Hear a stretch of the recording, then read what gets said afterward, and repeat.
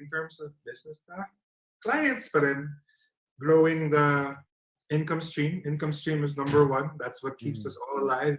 Yeah. Revenue streams. But personally, I'm gonna start doing a sales instructional online class with Sean C. I think that's a brilliant idea. I think it's gonna be great. Solid It's yan, gonna be pare. Donald Trump. It's gonna be great. It's gonna be huge. It's gonna be great. You know?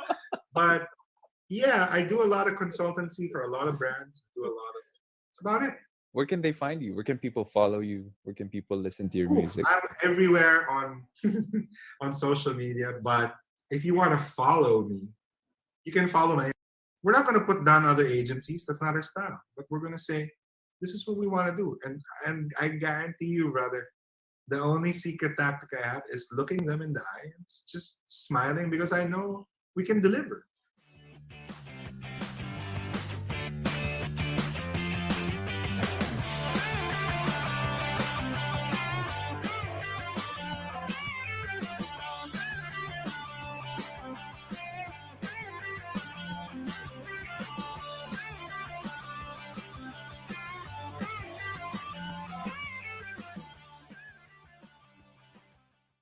What if it's a client who's, misbehaving, or they're unhappy and they're acting up? How do you handle it? I get mad at clients, man. I'm not afraid of clients. Like clients pay me to tell them what's true. What's true. I've reached a certain point in my career where I'm not a slave to client. Mm-hmm. The clients that I work with, I actually really love. Mm-hmm. Like I love them. Like they're really good friends of mine, and I respect them as professionals, Mm-hmm. but also as people. Mm-hmm. So, I don't think I have clients anymore that I deal with, at least at my level. I don't know about the AEs and the account Mm-hmm. managers. Sila yung daily na Yeah. wawala sa office. Anong revision? Revision na naman! Revision na naman! But when it comes to my level, the clients were fine. Like, again, like with Duncan, I'm so in love with them. Like, they're really, especially the COO of Duncan is super. She's so she's so hardworking, man. She's the COO, but like if there's a new branch, she's the first one there mopping and cleaning. You know? Wow.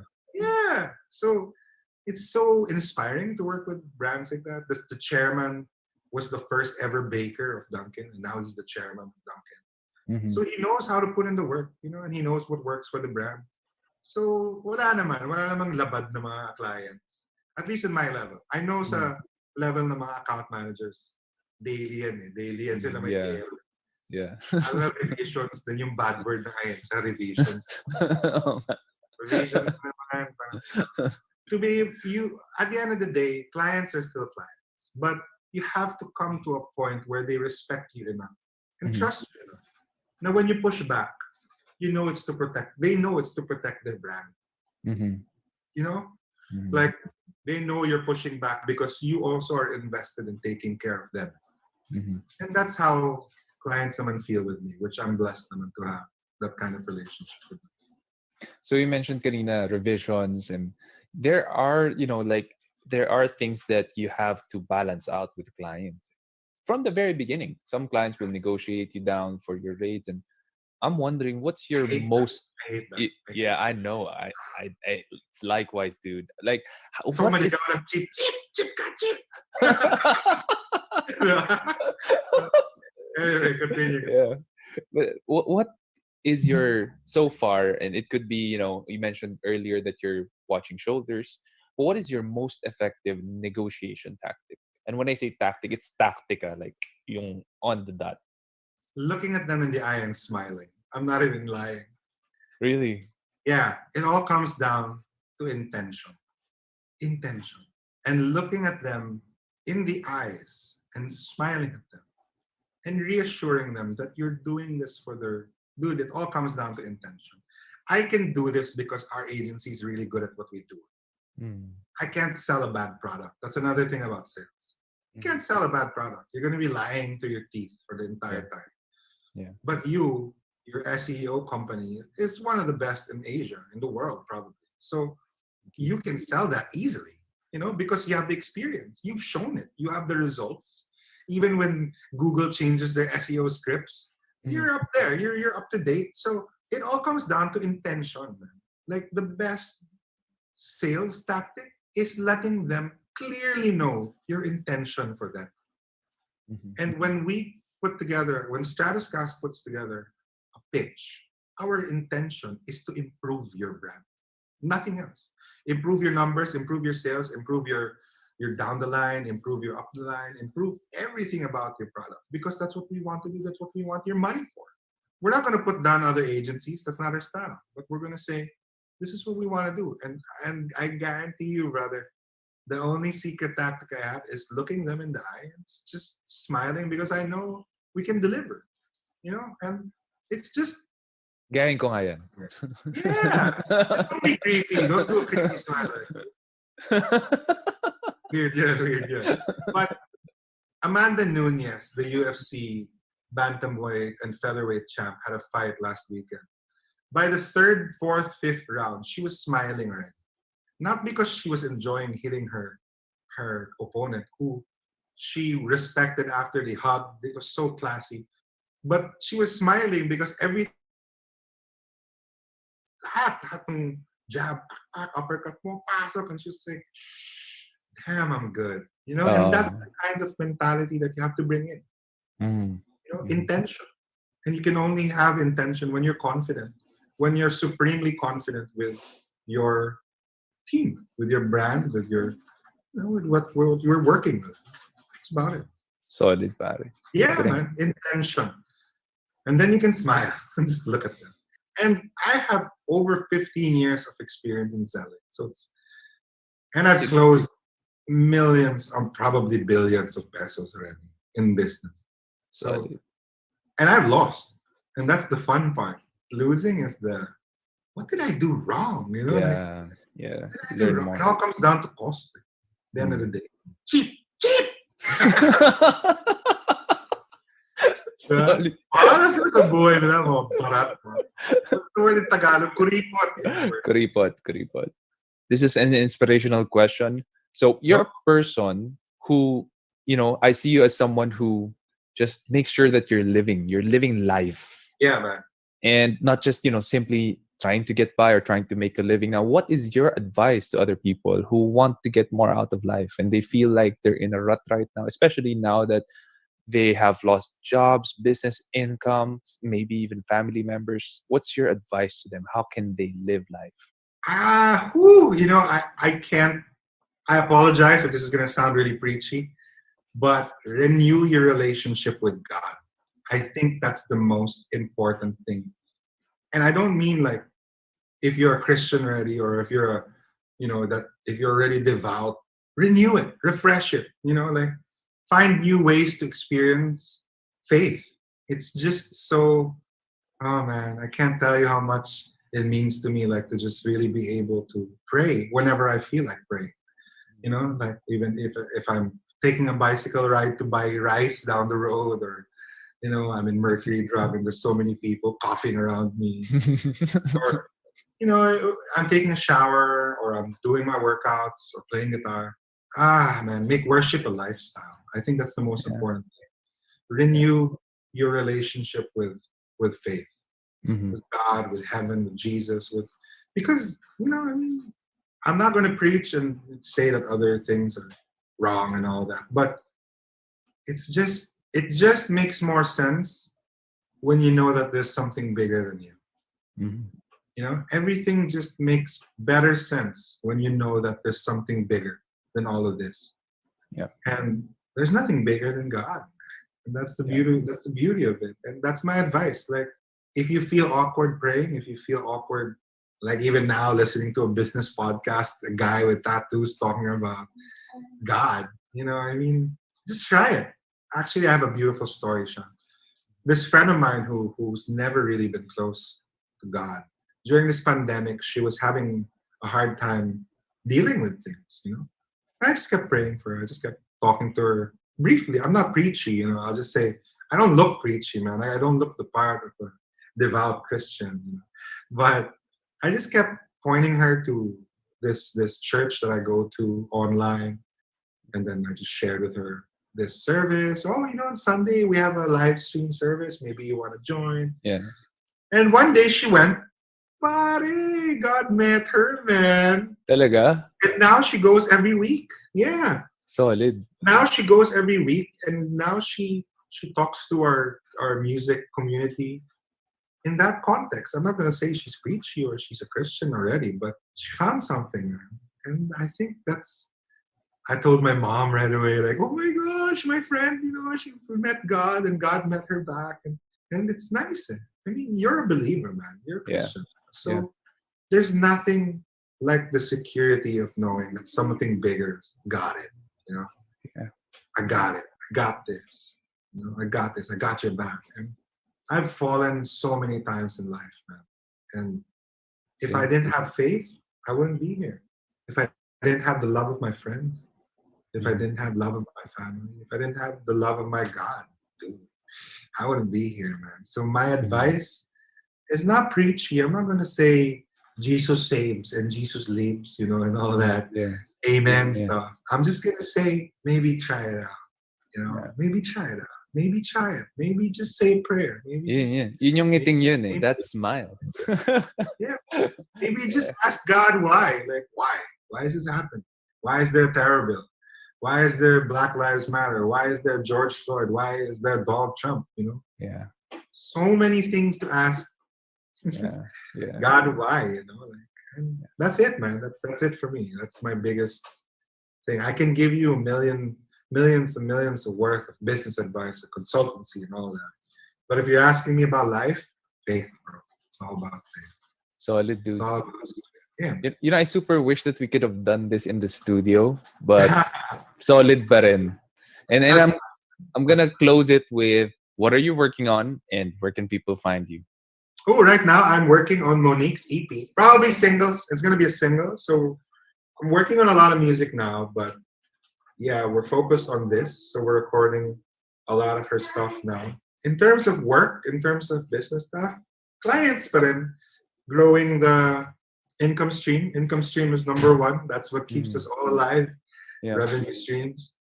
But personally, I'm gonna start doing a sales instructional online class with Sean C. I think that's a brilliant idea. I think it's gonna be great. Solid. It's gonna be Donald Trump. It's gonna be great. It's gonna be huge. It's gonna be great. But yeah, I do a lot of consultancy for a lot of brands. I do a lot of. That's about it. Where can they find you? Where can people follow you? Where can people listen to your music? I'm everywhere on on social media. But if you want to follow me, you can follow my Instagram. That is at City Light Soundtrack. Yun. So it's just the word city and then sound. Oh, sorry, City Light Soundtrack. So light is singular, not city lights. It's just City Light Soundtrack. Solid, pare.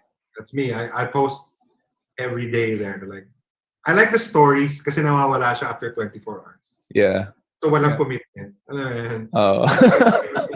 If you like the other week, I posted videos of me doing pull-ups. Pero wala siya ngayon. Never happened, guys. Yeah, thank you so much for the time, Sean. Guys, thank you so much for tuning in the Leadership Stack podcast. Again, that is Mr.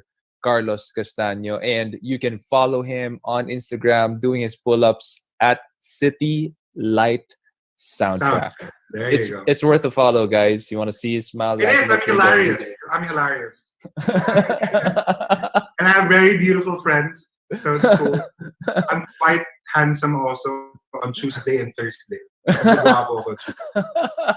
Wednesdays you, and days. Thanks, man. Thank you for the time. See you soon. Dude. See you. It was an honor. Thank you.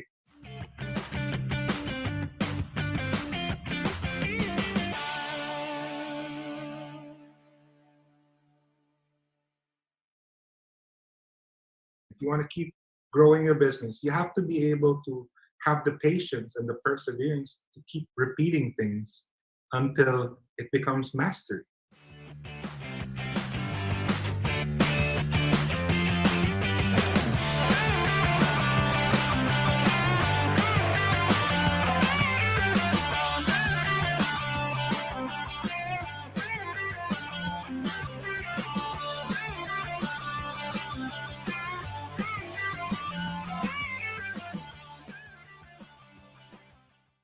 All right, guys. Thank you so much for tuning in. We are back in the Leadership Stack podcast, and we are here with my good friend, Mr. Carlos Castaño. And, we've been friends for a while, and always a good time with this guy when I'm with him when we are in client meetings. Now, hindi natin pag-usapan kung ano yung client meetings is about. But always a good times. And we have a couple of questions for him that I am personally excited about as well because I know I'm going to be learning a lot and I hope you will too. And the first question is, Carlos, thank you for joining us pala first and foremost in the podcast. Thank you for giving us time. Thank you for having me, man. You have been in sales and business development for what, 7 years now? Going 8? Actually, no, I've been in sales and business development for about 15 years now. 15 years. Wow. Yeah. That's a long time. You're Wow. a veteran. You're a veteran. So 15 Proud. years, a lot of people find it very hard nowadays to stick to a job.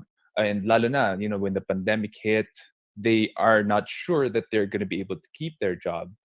Yeah. Much less, definitely. much less for entrepreneurs. We're not sure if we're going to be able to keep our company, how much our safety net can take.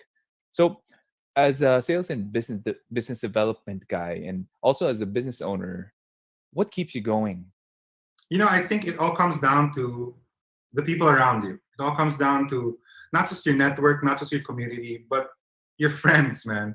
Like keeping a business afloat, especially at a time of pandemic like right now, you're gonna find yourself relying on a lot of friends that you never really thought about doing business with, or you're gonna ask them for some connections or some network. So really, it all comes down to how you take care of the people around you and how much they actually learn to trust you or put their trust in you to refer you to a business. Like you just referred me to a business deal a while ago, and Yeah, that's good funny one.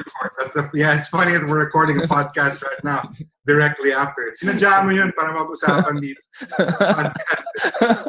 But I think as a business owner and as a sales and business development guy for my agency, I think that right now with the quarantine, it all comes down to how good you are to people.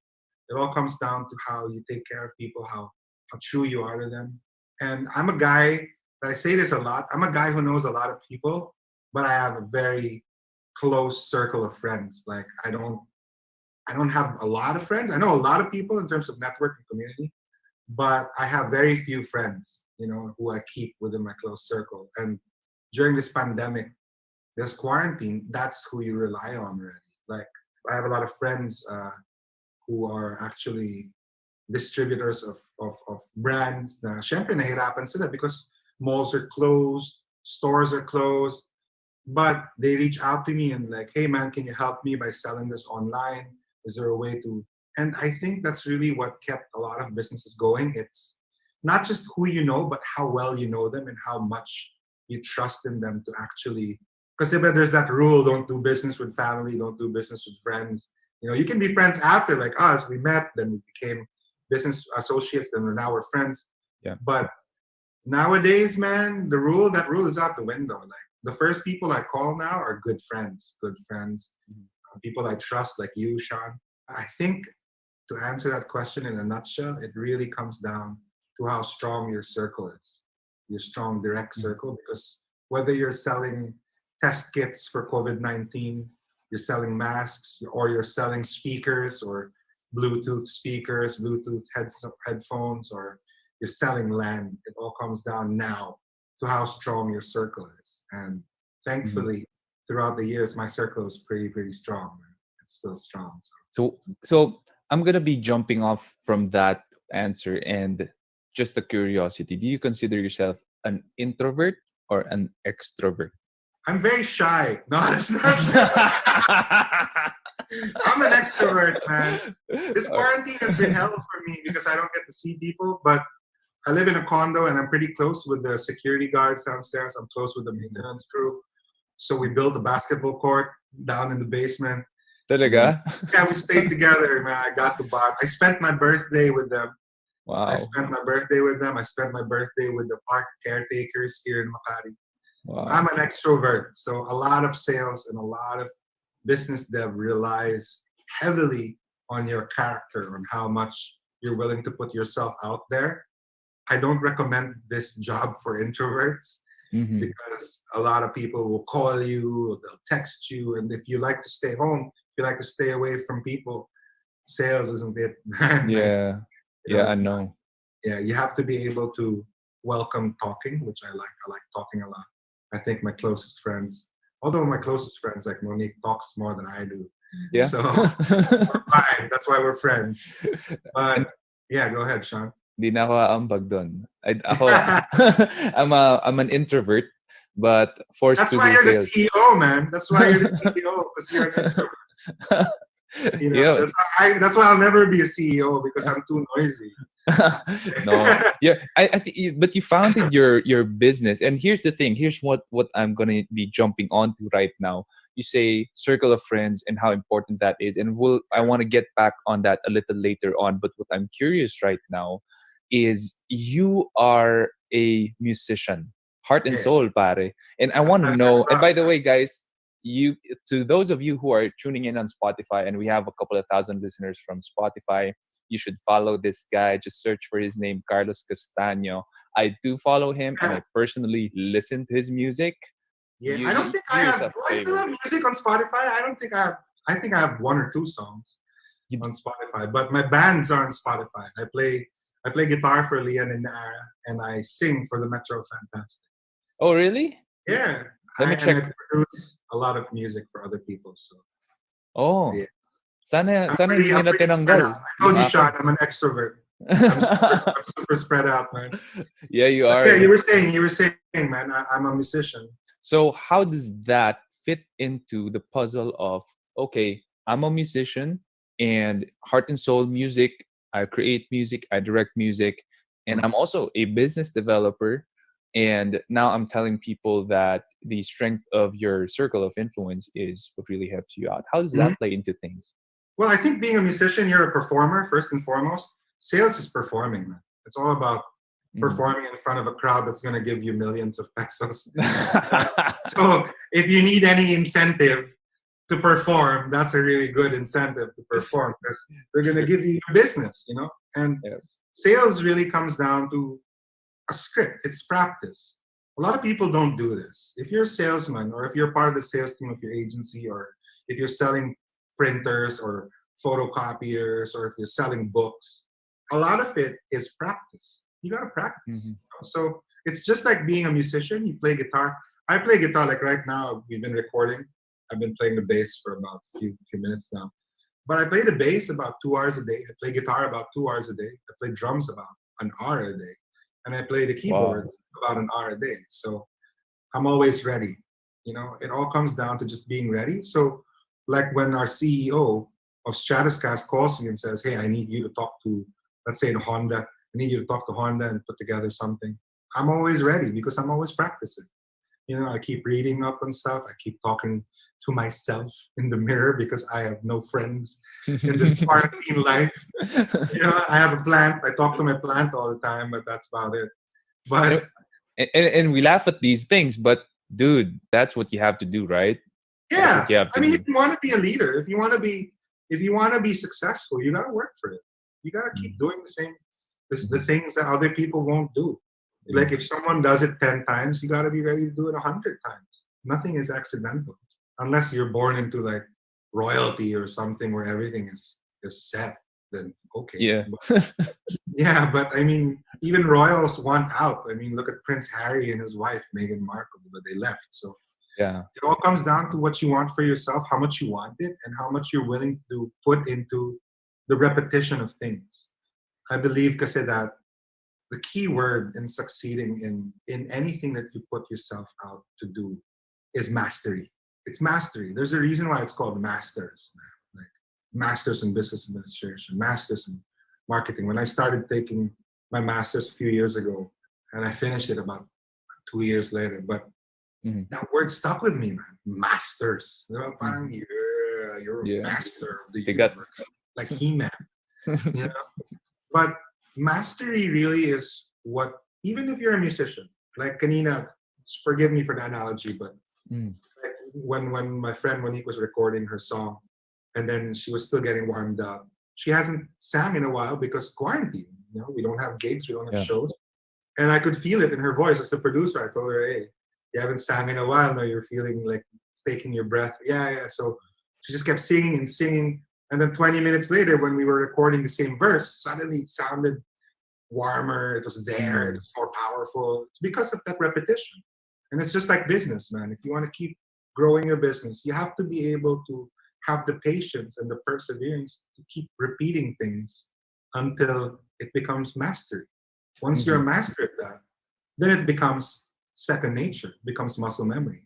I can play you the blues guitar without even looking at the guitar because I play 3 hours a day for 30 years, man. And you can put me into any room and I can sell my agency to anyone from the Sultan of Brunei to the President of the United States because it's something I keep doing.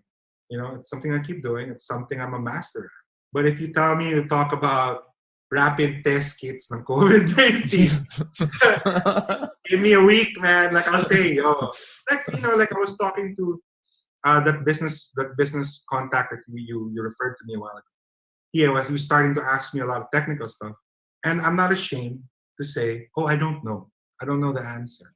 But I can refer you to someone who can actually give you the better answer, or even the better way of saying it. Can I get back to you? I just want to, check on the numbers or check on the. That's the other thing about being good in sales. Don't lie, man. Like, a lot of people think that sales is about bloating the numbers or making up numbers, or you can't because it's digital. You're in the SEO, Sean. You know this. Yeah. Whatever you say can be Googled in 5 seconds. Yeah, Like I can tell you, 93% Filipinos love cheese. You're just gonna Google that. Yeah. And if I'm wrong, if I'm off by 1%, then my integrity is off by 1%. Yeah. And that's too much, So the other side of mastery is knowing when to say, "Oh wait, I don't know what you're talking about." I don't know what you're talking about. I don't know how to discuss that. So, but yeah, I mean, in terms of being a musician, it's really about preparation. Comes down to those things: preparation and practice, and then of course you perform. Getting The 3 P's: preparation, practice, and performance. It's about it. Solid. And it's like sports, man. Galing ng sagot mo kasi like you really tied it up with how being a musician plays it out to being a sales and business developer. It's a plus here in the Philippines because Filipinos, we're so in love with music. Everything that we do, whether it's a TV commercial or a billboard or a radio, it has to have yung emotional na music. Yeah. Like you have the Jollibee Mother's Day ads. Yeah. Grabe yung kanta. Yeah. Yun yung tumatatak sa atin. Yeah. And then Gary V, all the way back to Gary V, Duty Free, yung kahit tagal mo nang nawala, babalik ka rin, di ba? It's so Filipino. But it's advertising that was written by Louis Ocampo when he was in advertising. Louis Ocampo is a really amazing arranger. He wrote it with Gary V. Gary V sang it. It's still one of the best songs, man. So you can look at being a musician from a practical point of view, the things that we're used to, preparation, practice, performance, or you can even look at it from an emotional side, wherein kahit sinong kausap mo, like, okay, the other week we were talking to a huge alcohol company, and the guy that referred me to them said, gawin mo gawin mong emotional, mga tita to eh. So kailangan may lambing, may kanta, may ano.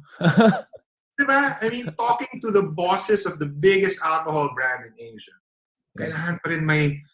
And I did it, man. Like, when we move into this next phase, this new normal, so kinig na kinig sila. Ang cute-cute mo, iho. But that's really what it's about, man. It's about finding that song that everyone likes to sing. Yeah. That music that everyone wants to dance to. Or that thing that me and Mo were talking about a while ago. Where, it's your song, but then when someone else hears it, they go, "Oh, this is my song too." It's all about relating to people, and that's what sales is about, man. That's what business is all about. It's about, kasi diba, I know you know this. SEO is something that's very difficult to explain to people who just really want to fix their Google. That's what they keep saying. Hey, Carlos, can you fix my Google? No, I can't fix your Google. But I can refer you to someone who can fix your Google. But when you start to explain it in a way that they understand, when you can relate to them already, then Yeah. it doesn't become about selling a product. My dad always just says, my dad is the sales head for a huge bank. So it's in the family. He says, Mhm. it all comes down to offering help. Yun lang yun eh. Let me help you, you know. Let me help you sell your product. Let me help you fix your SEO, or fix your CEO if you want to fix your CEO. But let me help you, let me help you, let me help you. It all comes down. And if you do it in a way na malambing and they feel good, Yeah. they feel like it's their idea, then even better. Bro, solid. Super Yeah, solid thank you. insights. I enjoy Yeah. these things. I respect and love you, Sean. You're one of my favorite CEOs in the world. Likewise. My dream is to write a book like yours. I tried.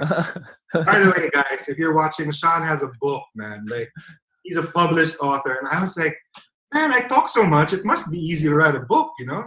It will be. Just record Not it. though. It's hard. In the beginning. Let's try to start. Like, how do you start? Like, once upon a time, there was this guy named Carlos. No, So I I'll want to tell you. write. I want to write a sales manual. Imagine.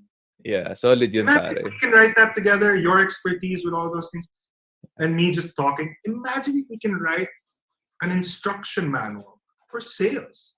It's going to be amazing because I really believe the best salesmen are musicians, man, and singers, because we're used to timing. Mhm. Sales is about timing. The one thing that I look at every time I do a pitch are the shoulders of people in the room, left and right shoulders. The way they dip when you say a word, the way they lean back, sit down. Dude, I can share all of those secrets and it's all about timing, you know? Even the secret of repeating something that they said just to make them feel you're listening to them. And Yeah. then you use it with your idea so that, remember what you said a while ago, sir, about blah, blah, blah. And then suddenly it's their idea and they're like, Yeah. I'm a genius. Let's hire this guy. Oh, yeah. That's all about, it's all about timing. So like when you're playing drums or you're playing guitar or you're a singer, it's all about that timing when you come in. Yeah. And people can say a lot of things about me, but they can really, really say I'm one of the best salespeople that they I'm know. sure. I'm sure. Like, I'm sure of it. So, and I work hard. So it's all about that, putting it together.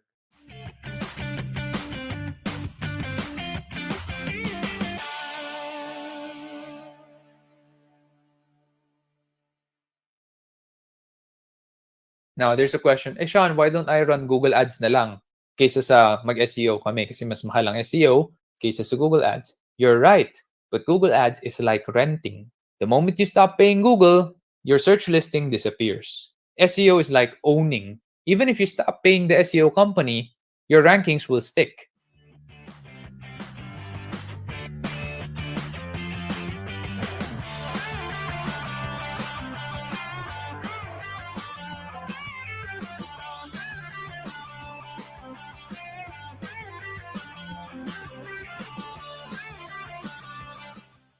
From April Ko, me and my friends have been planning to do business. We already have an idea, it's tech related, but there's three of us, are not really hardcore developers. We have some practice, but we don't have technical experience doing it. What's your take on outsourcing the work versus putting in the work yourselves, especially for us who are still working full time, so the time spent to do the work ourselves will take time? Very good question. Actually, a lot of people may be in the same boat. Here's the thing, April. If you don't make it a priority to put in time and effort to study development or understand development, madadaya ka.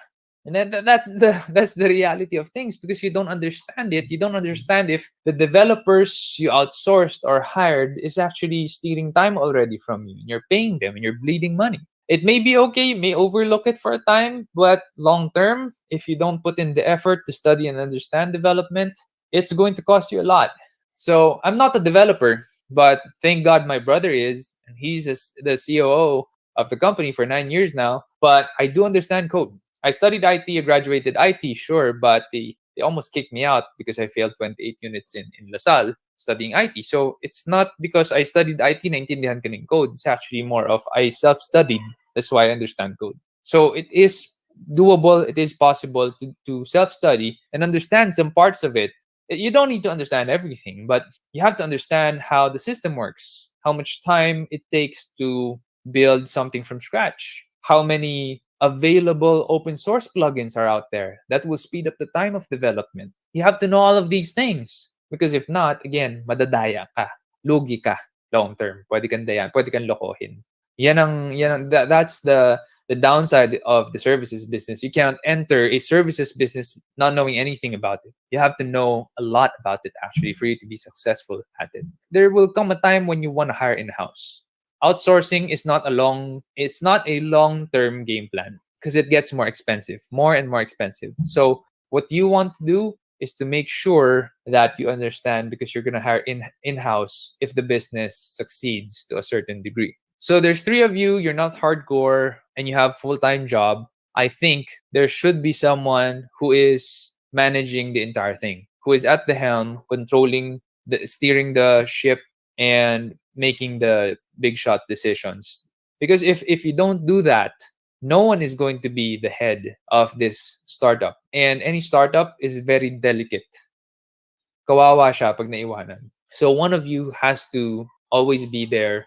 Mahirap yung tatlo kayong may full-time job. Mahirap yun. One of the reasons why I had to quit my day job is because SEO Hacker was growing fast, but it hasn't really grown to a level na hindi ko na siya kontrolin pag may full-time job ako. Kaya pa naman, pero ayoko nang pilitin. I didn't want to make sure that I'm almost gonna burn out working a day job and doing SEO Hacker. So I quit my day job so I can focus on SEO Hacker, even if it did not demand my full-time attention yet, so that it would grow better, not just faster, but grow better. So one of you guys, one of the three of you has to do this and focus on the business. When you started SEO Hacker versus the stage the business is now, did your time spent working on the business become lesser, or you're still very hands-on? So this is our 10th year doing business, right? We started 2010.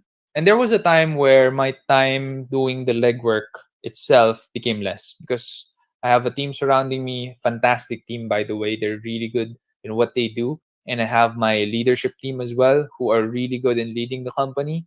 If I chose to just be invisible, I could have, and things would still work. They may not work as well or as smoothly, but they would still work. So I could actually relax a little bit. However, a couple of weeks ago, one of our people passed away due to COVID. And at a very young age as well, 24. I think last week I was able to say this already. And she was one of my SEO specialists. So what happened is I'm back in the fray doing SEO work. And one of our people also have a problem. Her dad has a health problem. So I'm also doing social media marketing work, social media advertising work. So yeah, I'm very much into the business again right now. And actually, that's one big reason why we're hiring because we need more people to help out. But yeah, I'm seeing the things that need to be seen, the things that need to be fixed because I'm working in the business right now again. But it's not because we scaled up wrong or we lack processes and systems. It's because of unforeseen events. No one wants people passing away suddenly, and no one wants people having their parents having health problems. So it's a series of unfortunate events, I would say, that working in the business and my time, being taken up once more. But aside from that, actually, it had been lesser and lesser because I was able to delegate more and trust people to do the work. And however they want to do it, it's up to them. Also, again, I have leaders who are fantastic in leading their own teams. And so they are very capable people. They can run the company. The company can run pretty much without me. So definitely the time I spend working in the business is less. Time spent working on the business, looking at where we can improve, systems we can create, processes we can improve on, or training my people in terms of leadership, doing workshops.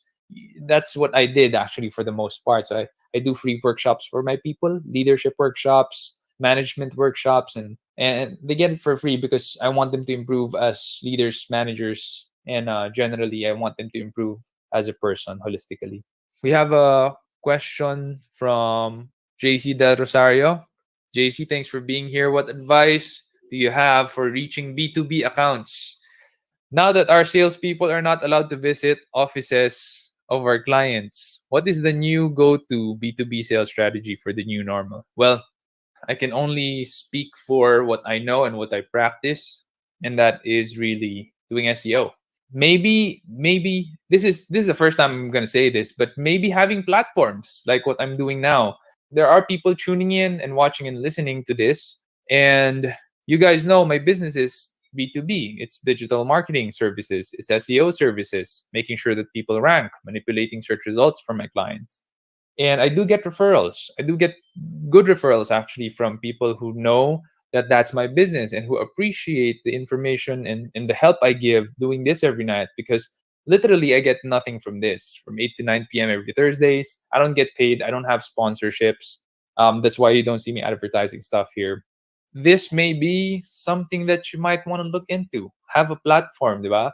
JC Opa del Rosario. So you start your own show. I don't know. There is something that God gave you, a talent that you can share with the world, and I'm sure that people will want to tune into and appreciate.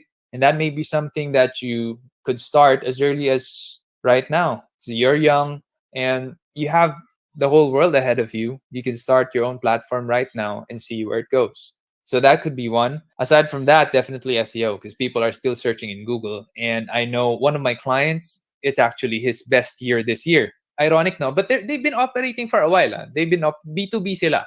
They've been operating for a while. But this year, the pandemic year, is their best year. And their business is nothing related to PPEs or medical equipment. It's actually chemicals for industrial plants, mga planta. So it has nothing to do with PPEs or the virus or COVID, but it's their best year this year because they're ranking really well for their keywords. So I think that is one of the best strategies talaga. If you're ranking very well for your search terms, people are still searching. Purchasers are still using Google. So and you're ranking well as well. So I think that should be working for you. We have a question from M. We have a product and siya yung bread and butter ng company namin for 5 years now. Plan namin mag-expand. Magkano ba ang dapat na ilaan namin sa marketing? Ilang percent ba ng income ang ideal? My answer to that, M, and since I run a digital marketing company and I do marketing and advertising myself, I don't really put in a percentage of the budget. That's not how I do things. So I cannot tell you na you have to put like 10% or 20%. I'm sure if you Google it, may mga sinasabing best practices out there. But if you ask me, what I'm going to tell you is, if there is a campaign that you can run that would give you good returns on the investment in that marketing or advertising campaign, go for that. Especially if you're 5 years pa lang in the market. Startup ka pa. Nasa startup phase ka pa. On your 6th, 7th, all the way to 10th year, you're scaling up. You're making sure that your processes, legal documents, accounting, everything's clean. Everything is systematized. That's the scale-up phase. Right now, you're still at the tail end of the startup phase. So the marketing budget, in my opinion, has to be invested in things that would bring returns. I know it sounds biased because I own SEO Hacker, but really, if you're going to look at the return on investment, SEO is the best return on investment. Because if you advertise on Facebook or Instagram, these are people who are browsing kasi wala sila magawa. May oras sila. May oras tayo. Whenever we're on Facebook or Instagram, it's because we have time to kill. It's not because we have a mission or we're trying to complete a task. It's marami tayong oras. And okay lang sa atin magsayang ng oras sa Facebook or Instagram. So imagine if you run an ad there, however targeted it is. Kahit sabihin mong ang target ko, male, this age range, 30 to 40 or 30 to 50, and mahilig sa relos. But they're browsing just because they have time to kill. Compared to Google, people in Google are searching for something. They're laser focused. They have an intention to buy. They have an intention to spend. And so the difference in intent is huge when you're doing social media marketing versus when you're doing SEO. Now, there's a question, Sean, why don't I run Google Ads na lang kaysa sa mag-SEO kami kasi mas mahal ang SEO kaysa sa Google Ads? You're right. But Google Ads is like renting. The moment you stop paying Google, your search listing disappears. SEO is like owning. Even if you stop paying the SEO company, your rankings will stick. Also, with SEM, you know how it is, the millennial generation, all the way to the younger ones, Gen Z, we're ad blind. Kasama pala ako doon, millennial pala. We're ad blind. We don't like clicking ads. We don't like ads being on our faces. So when we see that it's a Google ad, we don't click it. I don't know. Ikaw ba, do you click Google Ads? I don't know about you, but I don't click on Google Ads. I click the first organic result because I know I'm not gonna be sold something when I click on the organic result. But when I click on the paid result, I know that they're gonna sell me something because they're running ads. They're gonna want to make their money back, right? If we're talking ROI, SEO, definitely the best, if not one of the best. That's where I'm gonna put the money. So I'm not gonna tell you spend only 20% of your marketing budget or 30%. For me, invest in good SEO. If hindi nyo kayang mag-invest ngayon ng ganong klaseng money, then do it yourself. DIY nyo muna yung SEO nyo. There's so many resources out there for you to learn and do SEO yourself because you can do it yourself. I'm saying this and I own an SEO company. I started out doing it myself as a freelancer and then I built processes. And right now, we're a 50-man team. We're handling around 50 plus clients and we're doing it because systematized na siya and my playbook works. But that's not to say that it's the only playbook out there. You can make your own playbook. There's a lot of ways to do SEO. My suggestion is do it ethically or the white hat method rather than the gray or black hat, which is unethical or a mix of ethical and unethical. That's the last question. I just want to thank you for being here and tuning in.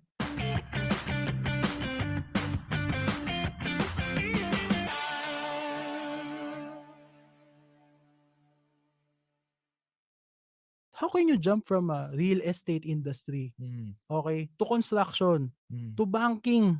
mm, 'Di ba na lahat 'yun out of raw power mo lang to convince people to get you. It's mm. word of mouth. That's Yeah. how you go around the industry.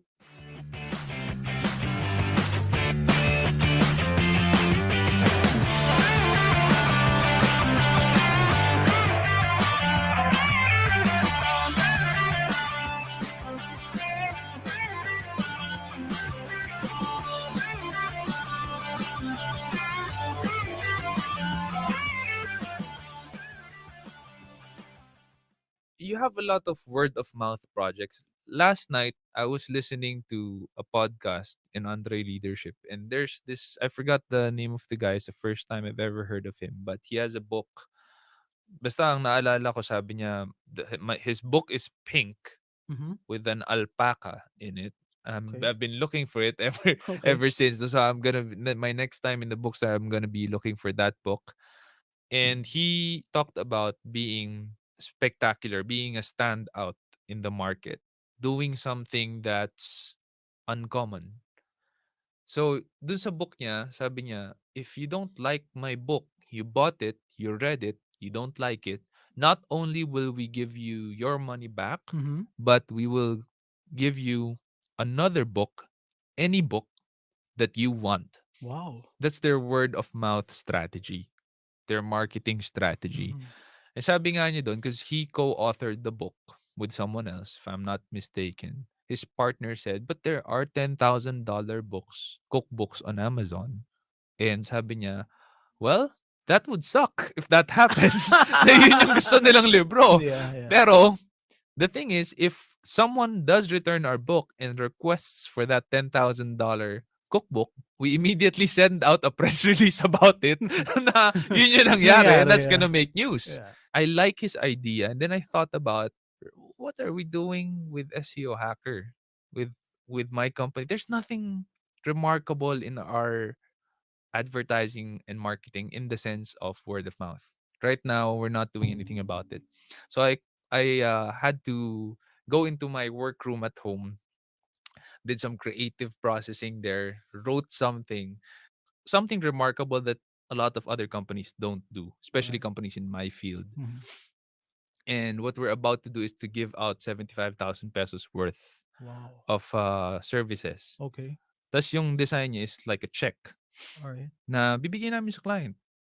Potential client. Like for example, nililigawan pa lang kita, Bibigay mo sa akin 'yan. bibigay ko sa'yo yun. And it's signed by me Mhm. personally because I'm not the one doing sales now. There's Yeah. someone else doing sales. Shout out to Charm. She's the one doing sales now, doing a spectacular job as well, making a lot of Nice. money. So I will sign that. There's a copy. I wrote the copy in that, and it's for the client to feel that, oh, there's something different about Nice. this company. They really Yeah. want to work with me, Mhm. and they can redeem that. We will honor that 75,000 when they sign with us. Mhm. So that's a lot. I mean, Yeah, 75,000. That's a that's a lot of lot. That's money, a lot. right? Yeah. So, but the goal here is to make something remarkable. Yeah. And the reason why I'm sharing this is I want to know like what is so remarkable about Reality Box that you get most of your clients from word of mouth.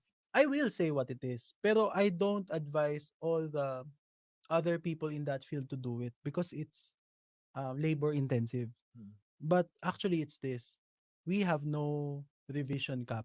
Mhm. Never.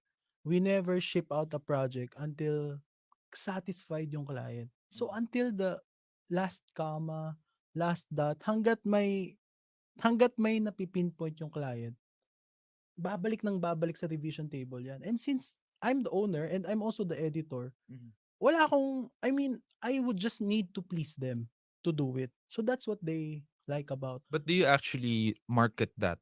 Do you make it into because like the Hmm. 75,000 is something that we do, Everyone knows, yeah. right? Something like that, yeah. Well, it's not that everyone knows about it, but it's something that we have been doing. Yeah. Like we do give a lot of pro bono services. It's Mhm. just that we never put it into paper, Yeah. and we never did a physical marketing strategy around it. Yeah. This is the first time that we're gonna be trying it, and the crazy thing about it is we've been doing it. It's just that we didn't make it physical. Yeah, yeah, yeah. We didn't make it real. We Yeah. didn't make it something to talk about. Mm. And so the question is, have you put this into paper? Is it No, in the no, no, no, contract? no. No. It's not in the contract. I mean, we Mm, don't say that X number of revisions yeah, only and then we charge extra. There's nothing like that. right. So those who already know us and maybe pass the word na, oy, kunin nyo sila, Mm, they actually know that from the storyboard, bro, na yeah. revisions pa lang, walang cap. I mean, as long as may mapupuna ka sa script or sa Oo. audio, your RVO talents, I praise God for them. Sobrang sipag niya kasi mataas yung pitch. Meron ka bang mas mababa yung pitch? Oo. Sabit ng Voice over. ng voice sample nila, pare. Ibig Ang sabihin, sipag. talagang love nila yung ginagawa Yes, nila. pare. Oo. It's a Yeah. labor of love. Parang minsan 1 a.m. magsisend yan kasi may mga jobs yan Oo. eh. May Yeah. corporate work yan eh. So Yeah. part-time lang. Some people don't even have their own studio at home. So they Mhm. rent out the studio pa just to Wow. give a sample to us. How can we not appreciate them, 'di ba? So suki talaga 'yun. Lagi namin sila tinatawag for Oo. voiceover. So not being ang tawag kasi natin dito, mabilang. Mm. Sometimes it's really good to know where your boundaries are. Mhm. But if you treasure this, if you care enough about your clients, Mhm. you can put a pin na hindi, kailangan ko isend to na ganito lang yung quality. Alam mo Mhm. na hindi sila masaya eh. Mhm. So if you really care about them, you won't stop na mag-revise. Until Mhm. nga yung si client kayo mag-give up eh. Pwede na to. Kasi Oo. I'm nitpicking na. They know Oo. eh. They Oo. realize it. Grabe, may ganun na. Yeah, sabi nila, "Uy, Lalaman. hindi, sorry ano na ako, nitpicking na ako. Okay Oo. na 'to, ship na natin." Oo. O kasi Oo. negligible na yung mga ibang gusto ko, which turned out it's okay. How can you, isipin mo pare in terms of sales, how can you jump from a real estate industry, Mhm. okay, to construction, Mhm. to banking? Mhm. 'Di ba na lahat yun out of raw power mo lang to convince people to get you. It's Mhm. word of mouth. That's Yeah. how you go around the industry na, oh, paano 'to nagkaroon ka ng client na biglang glasses, vinyls, tas Oo. later on ang ginagawan mo ng AVP biglang ano naman, real estate, tas Oo. biglang bangko, Oo. credit card, mga Ilan gano'n. lang yung mga ganong kumpanya dito.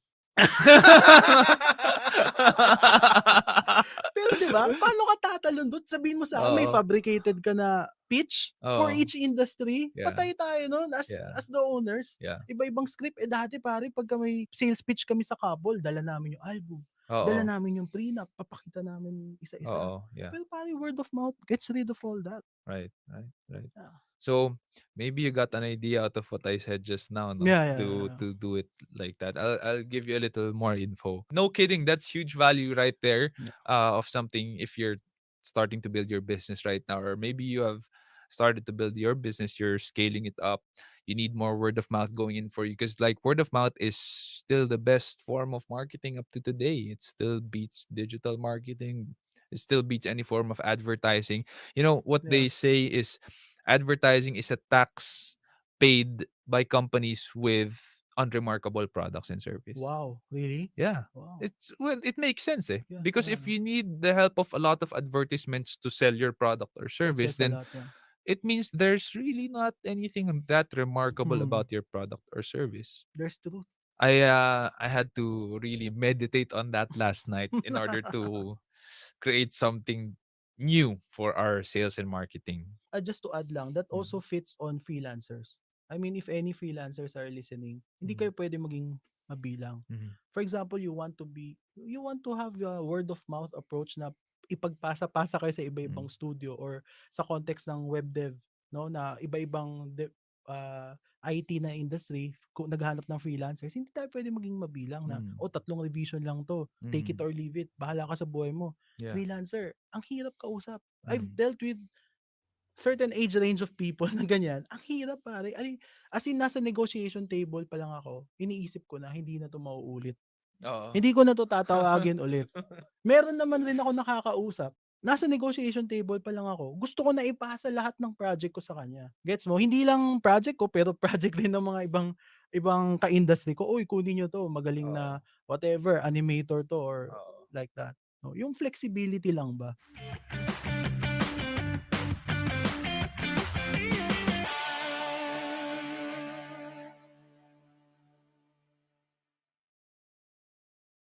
I couldn't stress enough how important connections are. There are a lot of clients that I've closed that were referred to me by a connection. And when a client is referred, that's the easiest client to close and to deal with.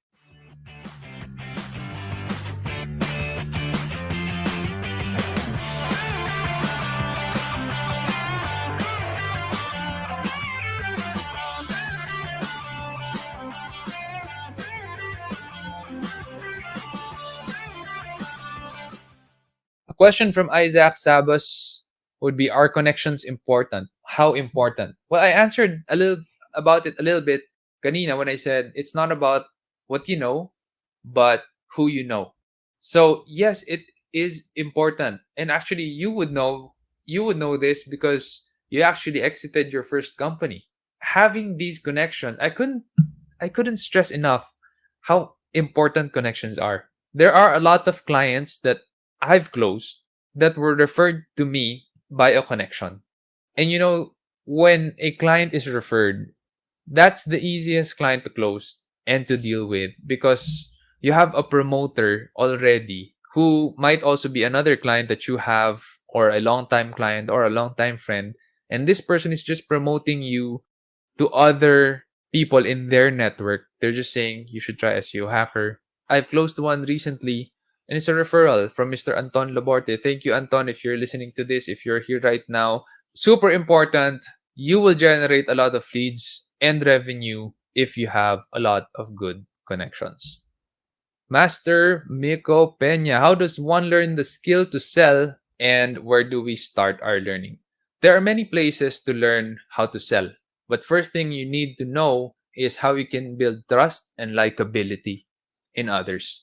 There's a very old but timeless book that I've read early on in my life, and that's How to Win Friends and Influence People by Dale Carnegie. Pero honestly, that book is the best book, and it's not even about selling. It's how to win friends and influence people. And that book was the only book that I've read when I started SEO Hacker and started selling. So I could actually attribute my entire selling skill when I was starting up the company to that book. If you could download that book in your Kindle, you have an ebook, or you can buy the hard copy. Do yourself a favor and do it. It's super duper easy to read. Matutuwa ka sa lahat ng examples na nandun. And that's the book that helped me to be able to deal with people and treat people well so that I can sell a lot easier. That's definitely the starting point for me. That's what I'm going to answer for that question. Question from KB. How did you start growing or gaining your clients? Well, we would have referrals because of connections, and we ranked for keywords that were really good for our industry. Keywords such as SEO Philippines, SEO Company Philippines, SEO Services Philippines. In fact, if you try searching for that now using your browser, you might find our website, SEO Hacker, ranking there. A lot of our clients find us this way because we're ranking, and it makes sense to them to hire a company that's actually ranking for their own keywords. You don't want to hire, for example, a pest control company, that they have an office full of pests. It's not a good testimony that you're good in controlling pests when your own building is full of pests, right? If you're a pest control company. So for me, it's that simple. We're an SEO company, so we must rank for keywords in our industry. And that's SEO Philippines, SEO Services Philippines, SEO Company Philippines. And so we went for that keyword. We're still ranking for those keywords. We still get a lot of clients from those keywords. There you have it. That's the answer. How do you keep a good working relationship with challenging or demanding clients? There are challenging and demanding clients. I can assure you that. There are clients that I would say they're a pain in the ass because they talk to you disrespectfully, they talk down on you, or they stress you out, or they don't pay on time. Madami, you name it. There are so many, so many problems with clients, and the list goes on. How do you deal with them? Honestly, how do you keep having a good working relationship with them? Honestly, the secret to that is remembering God made them and God made you too. God made me as well. So we're human beings, we're people. They have flaws, they have blind spots. You have to work with that. And they're still your client, they're still the one paying. You could talk with them nicely about, hey, can you improve on this or that? Because if you have a good relationship with them naman, na umabot na kayo sa level na pwede mo na siyang pagsabihan sa mga weaknesses din niya, I think that's something that you could do.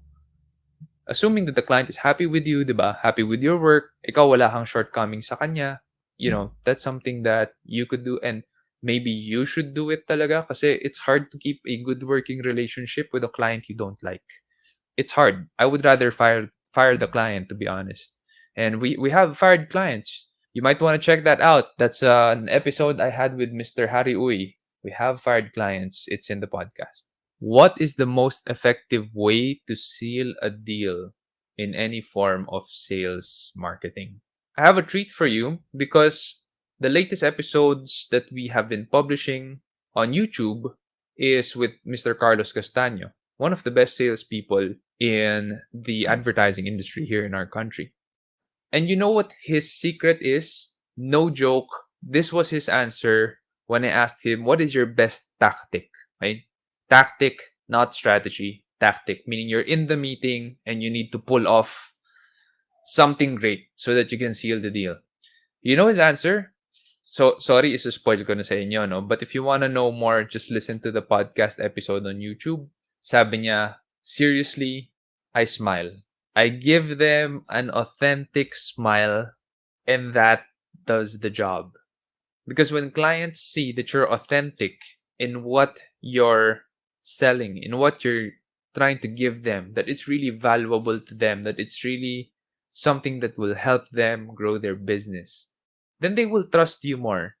And sales and marketing kasi, in my opinion, is all about trust. If people don't trust you, they're not gonna buy from you. After trust is the foundation. The next thing is likability. If people don't like you, even if you have a great product or service, they're not gonna buy from you because they don't like you. They would rather buy your product or your service from someone else or someplace else. That's the honest truth.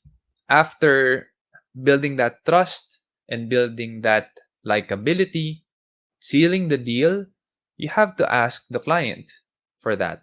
Sometimes there are salespeople or marketing people na they just keep on giving value. Bigay ka lang ng bigay. You never ask. You never go for the question. So, when do you want to do this? So, when do you want to start? So, when do you want to sign the contract? Natapos na yung 3-hour meeting mo, nag-inuman na kayo at lahat, and you didn't ask. Of course, you can't seal the deal that way. You have to make the ask. But to get there, you have to build it up from trust and likability. All right, guys, that is a wrap. I don't want to take any more of your time. Thank you for being here tonight.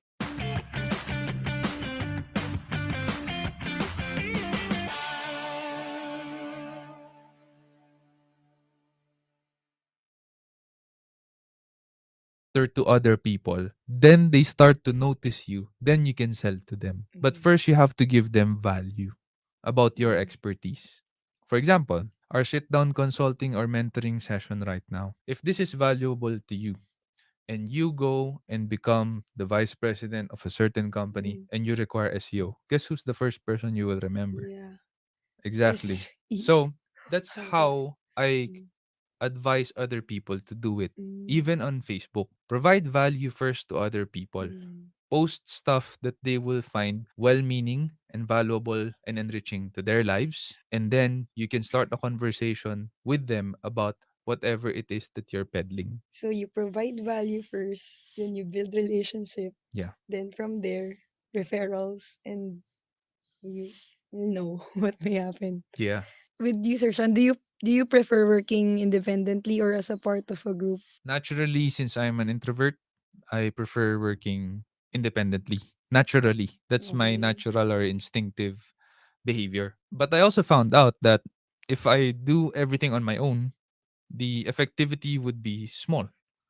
And I'm not going to be able to grow bigger than that, which is a problem because I don't want to work until I'm old and gray. I want to replicate myself to other people so that they can replicate themselves to other people. And us as a group will be able to produce a lot more. Then can retire earlier. Is retirement important for you? Yes.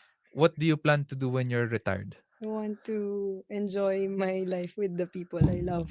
Okay, what does that look like for you? A rest. Rest. Yeah. Okay, I want to write 100 books Mm. when I'm retired. Okay, I'm starting now, but I'm sure I can write a lot more when I'm retired, right? In order for me to write 100 books before I die, I need time. Mm. That's why I want to retire earlier. Because Mm. if I cannot retire earlier and I'm still working until I'm old and gray, I am never going to be able to write 100 books because I require to work deeply. And deep work, you only have around 3 hours, 3 to 4 hours of deep work per day. It doesn't get any more than that. Deep work Mm. is when your creative juices are Yeah. flowing and Mm. you're writing very, very well. If you're able to communicate very well through whatever it is that you're writing, be it an article, a white paper, or a book, that is the deepest work you can do. And in order for me to achieve a state of deep work, usually I need an hour of quietness and just me meditating and focusing on the screen and what I'm about to write. After that 1 hour, 3 hours to 4 hours of deep work, bam, bam, bam, I finish the book, right? In a span of 1 or 2 months, I'm done. And then editing happens. In Mm. order for me to do it takes time. If I want to be able to achieve that, I cannot work independently, even if I like doing that better.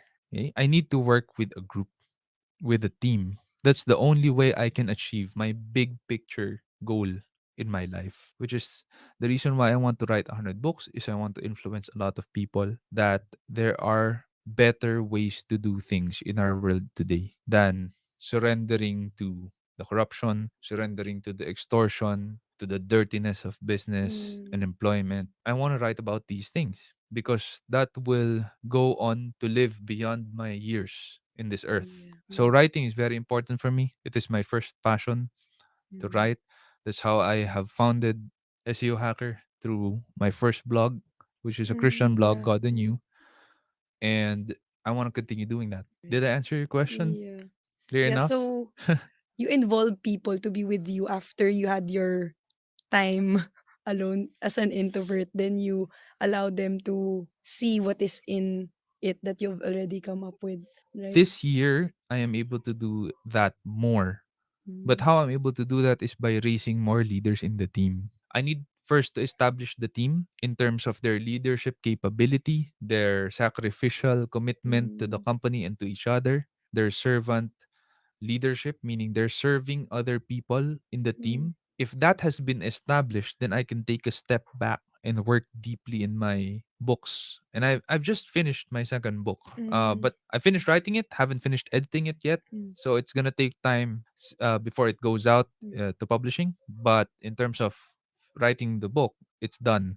And Mm. how I'm able to do that is we have raised more leaders in the team. Mm. Not enough. We still need more.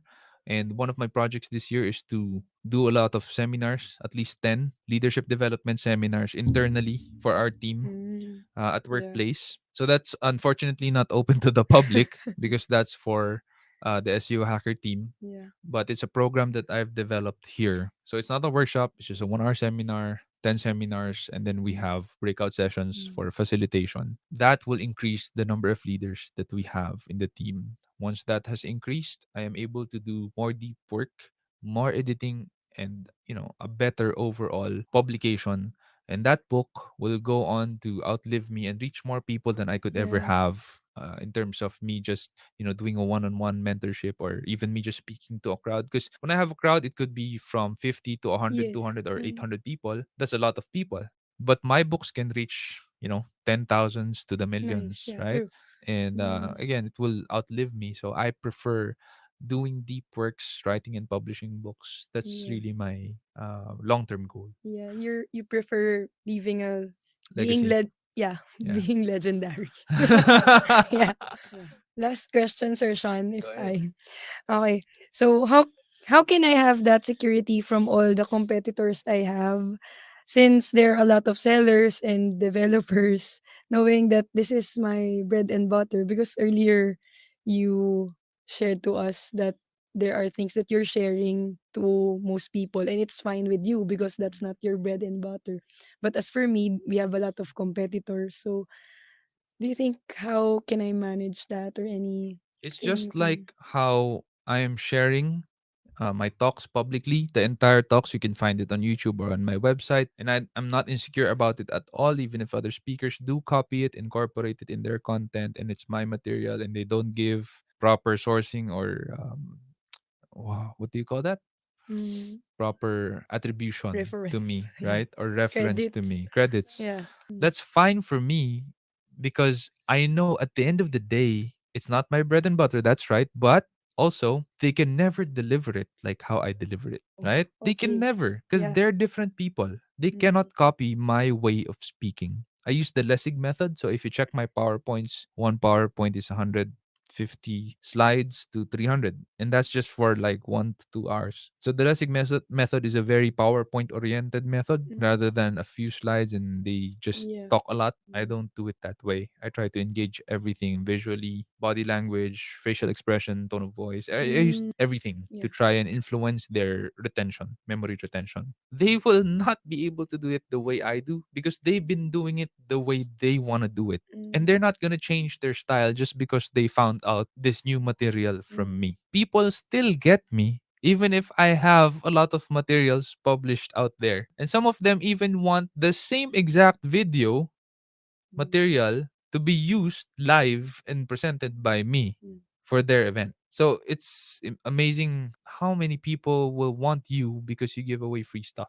For them, if this free stuff is amazing, then the paid stuff must be magical. So they would rather get me for that. Now, how I'm applying that to you is there are certain things that only you can deliver in a certain way. And you have to make that known. You have to mm, make it known that ito, ganito yung way ko eh. Maalaga ako, or high touch ako in terms of my client, all of my client base. Kung naka-experience na kayo ng broker na hindi na kayo papansinin pagtapos ng benta, hindi ako ganun. And you need to make sure the world knows that. That's what you market out. Because not every broker is the same. In fact, you're all unique. Your styles are all different. How mm, you do it will never be the same as how another real estate agent will do yeah. it. So you have to Okay. market the good differences, the unique selling propositions that you have that only you can do. I will. I will market what only I can do.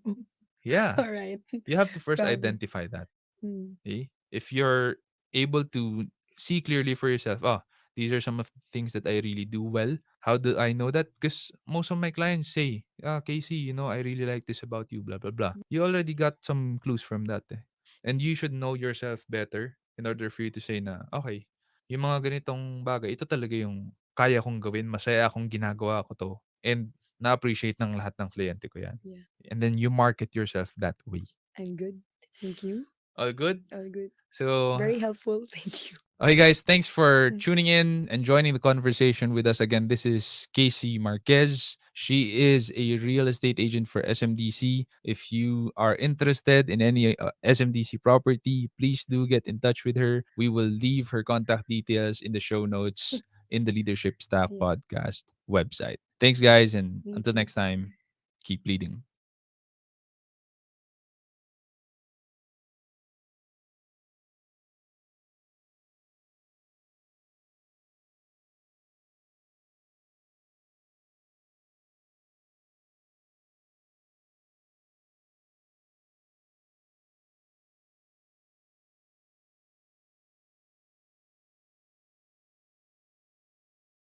You're going to pay 2,000 pesos when I have stock on hand and you're going to buy it outright. But when you pre-order, you get it for 1,800 lang. So may 200 pesos discount ka. Kasi nag-pre-order ka. Same thing, you just have to wait. Just have to wait X number of months. Now, why will you do that? You give them 10% discount to wait.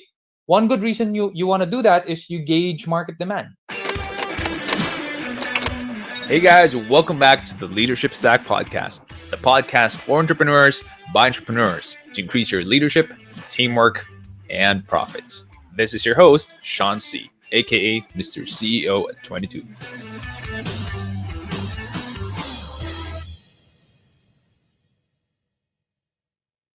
Another question from Jin. Hi, Sean, and any tips on how to create more demand for my frozen product?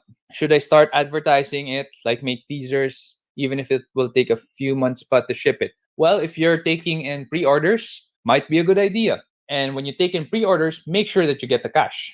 So pre-orders usually work that they give you like 50%, somewhere there, 50 to 70%, maybe 50% would be safe of the payment. Some people ask for 30%. So maybe you can get 30% of the money as a down payment for the pre-order. That's safe enough for you because you have cash flow, right? Hindi sila magpa-pre-order lang tapos ikaw yung mag-shell out. So you ask for 30% down and then you go ahead and order it. And for the 30%, maybe you can have like the ad spend or advertising spend tucked in already. Always remember, when you're going to advertise on Facebook and Instagram, you have to have a target, a goal na per 100 pesos na ginastos ko dun sa ad, dapat makakuha man lang ako ng isa or dalawang sale. Meaning you have a 1 or 2% conversion rate. Actually, that's amazing. If you have 1%, it's already amazing in my opinion. But that's how you can do it. Now, how you're going to take people into that conversion point, depende na sa'yo yun. Mag-i-e-commerce ka ba? Or ipapa-message mo ba sila lahat isa-isa sa'yo? That it really depends on you. I see some people who are advertising on Instagram, what they do is they ask people to message them, PM, isa-isa. Medyo hassle yun. Like you have to have, I don't know, 2 or 3 people depending on how many messages you get from the ad because people are gonna message you and usually, guess what they will say? HM, di ba? Yan, tayo mga Pinoy, kilala tayo sa HM. So, usually that's what they will say. Get ready to answer those inquiries all the way until you can convert them to do a pre-order with you. So, if you don't have the products on hand and you're gonna take a few months to ship it, that's called the pre-order. But you have to also notify them that you are in pre-order stage and they're getting it for cheaper. Kasi kung mag-order sila, they're gonna pay like, let's say, I don't know, 2,000 pesos. Let's just say you're gonna pay 2,000 pesos when I have stock on hand and you're gonna buy it outright. But when you pre-order, you get it for 1,800 lang. So may 200 pesos discount ka. Kasi nag-pre-order ka. Same thing, you just have to wait. Just have to wait X number of months. Now, why will you do that? You give them 10% discount to wait. One good reason you want to do that is you gauge market demand. Kung marami kang pre-order, di alam mo, palakihin mo pa yung shipment mo, paramihin mo pa yung shipment mo, nakatipid ka sa shipping fee. So it makes sense for you. Also, you are able to get cash flow coming in because they're gonna pre-order, may down payment sila, may deposit sila. You can use that to run ads or to pay for the shipment coming in. So I hope that makes sense. If you're gonna run ads, I suggest Instagram. If your product could look very nice, maybe you could show the cooked version, not the frozen product. Or you can show both, but make sure you hire a food photographer so that it really looks nice when you run the ad. Invest in your product shots because your ad is only as powerful as how you present it to be. A question from Madge. And Madge says, hi, Sean, hope you're doing well. I would like to ask your insights about multi-level marketing or direct selling of products as additional source of income. Something you can do online selling as well. This pandemic situation, is that advisable or not? What are your thoughts about it? I have to give you a disclaimer for that because I am a registered distributor of Usana, not active, but a registered distributor because I've been taking the supplement for 10 years now. So that's my go-to supplement. I don't drink the entire, like all of their products, but I drink the essentials, proflavanol C, and I don't distribute actively.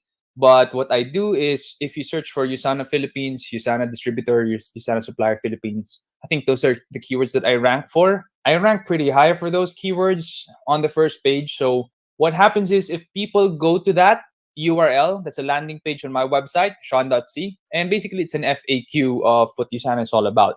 But if they contact the number there, that's the number of my upline. And what happens is I get some commissions out of it because they put the people who contact there, who buys the product or who registers as a distributor under my Usana account as well. So I do get passive income from that because again, I'm not active in terms of distribution. I'm not an active distributor.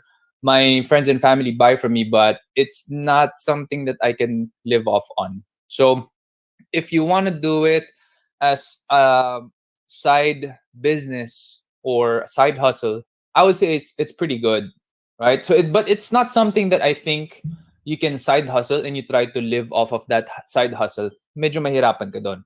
If you want to do it full time, that's a different thing. I know a lot of people that's super successful doing multi-level marketing. So it is a legitimate business.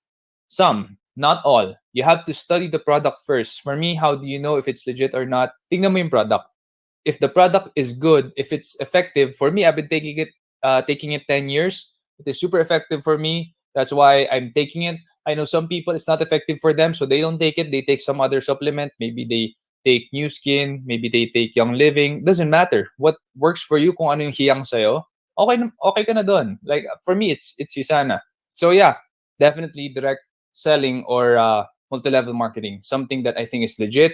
If you have companies that you want to look into, I'm sure you're looking into some because you asked this question right here. So study first the product. Kung okay yung product, kaya mong ibenta with good conscience. Kaya mong ibenta with good conscience, with good integrity. Tapos ikaw mismo gagamitin mo siya kasi maganda talaga yung produkto. For me, that's legit. And go ahead and do it. In fact, if you want to do it full time and you can make a lot of money from it, there's no real reason for you not to. Ang maganda pa doon, one of the reasons actually that I didn't like to go into multi-level marketing before is wala siyang legacy plan. Meaning, kung ano man yung kinita ko, kung ano man yung naging downline ko, hindi ko siya mapapasa sa anak ko or sa mga anak ko. Or pipili lang ako ng isang anak. So dati walang ganun eh. But now I think they have a legacy plan, which is really good. So for entrepreneurs like me, if you ask me if I do things all over again, I might actually go multi-level marketing. Who knows? But I think it's pretty good business, depending on the product.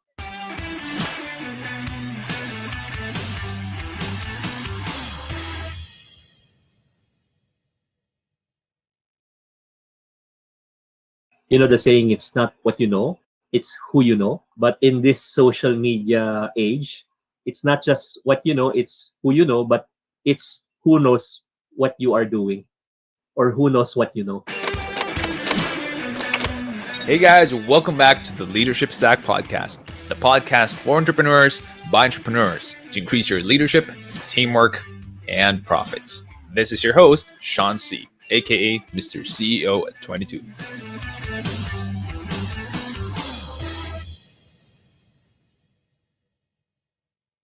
From TJ, question is, hi, I'm planning to build a team here in the Philippines based on what skills I currently have.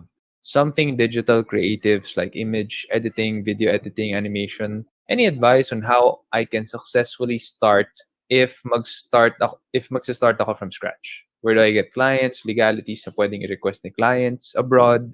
If you're starting a business in this age, it might be better to do it. That's the business. I don't know if you're working or if you have something else on the side. Kasi ngayon, importante you build your portfolio first eh. Paano ka magkakaroon ng portfolio?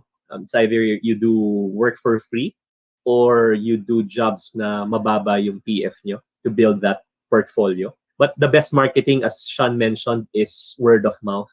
That's how you start in any business. So you talk to people in your warm list, and then you start getting recommendations. Don't get referrals. You call them recommendations. Kasi yung referral is, oy, refer mo naman ako dun sa tito ng tito mo ng kapitbahay nila na kamag-anak nila sa ganitong probinsya. Okay, sige, bibigay sa number, tawagan mo. I was referred by ni tito ni ganyan, ni ganito. But if it's recommendation, they will connect you directly to that person, being the bridge. Oh, by the way, my friend is starting this ganyan. Di ba you need? I'm connecting you to him. This is ganyan. So meron siyang may bridge na nag-connect sa iyo directly na tao. And from there, that's when you will find out kung ano yung mga services na kailangan ng mga clients mo. That's how most businesses start. It's really hit and miss. Lalo na yung sa'yo na very tight ng competition now sa mga ganyang klaseng businesses. And those people who will get you initially would be people that came from your warm list and mga recommendations. With regards to team naman, you mentioned you're planning to start a team. I actually spoke with one young entrepreneur and he's doing very well. He's like 27 years old. Sabi niya, Jason, when I read your book, Unique, the 4 personality types, it gave me an aha moment na, okay, kaya pala itong mga tao ko hindi nag-work pa ganyan kasi ganito yung personality type niya, yung kanyang behavior, ganito. So ever since now he learned that, he read the book, he instructed his team na ito yung gagawin natin. Nakatulong sa kanya. So makikita mo what type of person you are and probably what type of entrepreneur you can be based on your personality. I do have an advice for you. Legalities for clients abroad, you don't have to worry about that if you can accept payment through, for example, PayPal. If you don't, like, even if you have a contract here, even if you have a legally binding entity here, but they're going to be signing it from all the way from the USA, and they don't have a legal entity here to represent them, to bind them to your contract, they can just up and leave. They can just opt not to pay you. So it's quite tricky if you're a freelancer or even if you're a business and you're going to be doing work for companies abroad and you don't have a legal entity there, or you don't have an organization there who can represent you. It's difficult when things get dirty or messy. It's difficult that way. But if you have a mutual agreement, you both respect each other, you do great work, they pay you on time, then you don't have any problems there. How you can successfully start, what Jason said about the portfolio, 100% agree, especially because you're going to start a services business. So how I started with SEO, I had my God the New blog when I started out. The articles are still up. You can find it in my sean.c website. So I wrote a lot of articles about my faith, my journey in God as a single Christian man during that time. And I made sure that I rank for the keywords that I wanted. I actually learned SEO because no one was reading my stuff. I wanted people to read my stuff. So it's kind of baliktad, no? So I had to learn SEO because my blog was not getting any traffic. And my blog was actually my first portfolio. My first client was Scuba World. It's the biggest scuba diving company in the Philippines during that time. And believe it or not, wala akong portfolio nun. So when the owner asked me, can I see past work? I said, well, if it's okay for you for me to show you my personal blog, then yeah, sure. And sabi niya, sige, show me the personal blog. So I showed him. As funny as it sounds, right now, I cannot believe, no, looking back, I can't believe I did that. I really can't. It worked. I landed the deal, and that's my first client. It's good money, and that's what I used to grow the business. So you also have to have some guts now when you pitch. We have a business question from Richard. Hi, he says, hi, I started doing pasabay with a buy BUY pasabay kind of business by reselling products from overseas, such as IKEA, small items, and kids stuff. It's been a month since I'm doing this, and and seems like there's no one who would like to buy from me. Any advice if you think this business is wrong? I'm an introvert, and somehow I'm asking people to buy my stuff, and it's really hard. It's really hard for me to ask people to buy my stuff. Well, if you're shy about it, then you might be the best kept secret. Kasi sa ginagawa natin, it's the same. For example, with me as a speaker, I coach some financial advisors sa insurance, real estate. We have to get ourselves out there, including our business. You know the saying, it's not what you know, it's who you know. But in this social media age, it's not just what you know, it's who you know, but it's who knows what you are doing or who knows what you know. The best way right now kasi is really really social media, how you can study yung mga Facebook ads and have a good business, a good line of products. And there are many doing that now.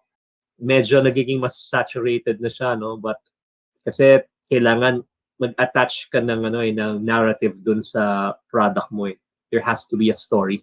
In other words, for example, let's go back to speaking. Daming speaker, why would I get Jason Lo?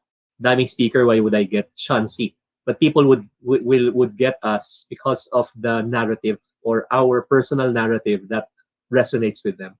may isang website ang pangalan niya significantobjects.com. Tapos yung mga items na ordinary items, let's say a plastic banana. So yung significant objects na plastic banana, ang price yan a few cents, but they were able to sell it ng $78. So kumbaga ang presyo niya wala pang 50 pesos, pero nabenta niya ng mga 4,000 pesos. And ang dami nilang mga items na ganun. It's just because of a narrative. Parang Supreme. Diba? T-shirt lang naman yung Supreme eh. Pero mangyari mo na ng Supreme na patak, boom! Ayun na. Times 1,000 na yung presyo. Or yung mga well-known brands. So finding a way to create that narrative na kasi people don't buy your products eh. People buys you before they buy the product or they buy any opportunity. So you have to find a way to do that. And then para sa pagiging introvert mo, okay lang 'yan kasi social media lang naman, i-message mo lang naman sila. Yun din ang safety ngayon ng mga introverts. Believe it or not, I'm an introvert. So you don't really have to talk to people, hey, kamusta? But you can just message them. And I don't, 'di ba? Kahit na introvert ka, it's more convenient doing that. You start with your warm market, message them, pakita mo yung mga products, tapos gawa ka ng narrative why this is better than other pasabays. Yung mga ganun. Tapos meron kang cat emoji doon, yung picture na nagmamakaawa. Kung ipikit-pikit, dadami yung sales mo niya. But yeah, no, galing. So what I got from that is storytelling. Storytelling is very important. How you tell the story about your product, what it does, the benefits, how you bought it, how difficult it is to get it. It could be from different angles. When you're the one telling the story follows you. That is one way to differentiate yourself and to make your product more interesting. I couldn't believe that a plastic banana would sell for that much. It's just crazy. Crazy. No? Pero galing, the power of storytelling. So Richard, that's one thing that you could try doing. Marketing is definitely something that you must do. And one of the best ways to market, especially when you're new in the industry, is storytelling. And after that, of course, you have to follow up with great customer service. You have to have promoters, people who bought from you that will share your story to other people so that they can also buy from you. Word of mouth marketing is still the best form of marketing today. You know, Sean, I teach that in my speaking program. I'm sure you've heard of this, no? Yung storytelling, elevating it into story selling. Yeah. So you're doing story selling, and sometimes you don't even need to sell anymore. You sell without selling using the power of stories. Thank you, brother, for your time tonight. We really appreciate it. We learned a lot.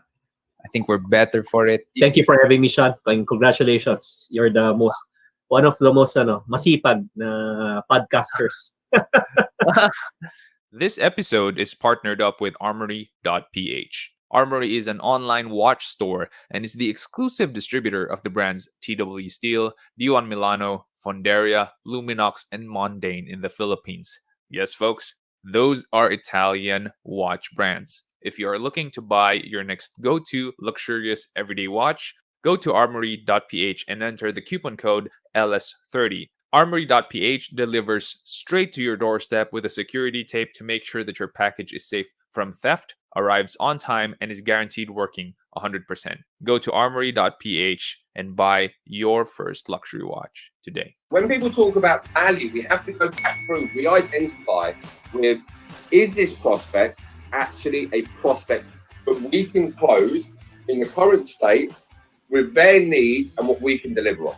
If all of these boxes are ticked and they are just sitting on the fence because they either don't know you well enough, they don't like you enough, they don't trust you, or there's something else going on, they haven't done it.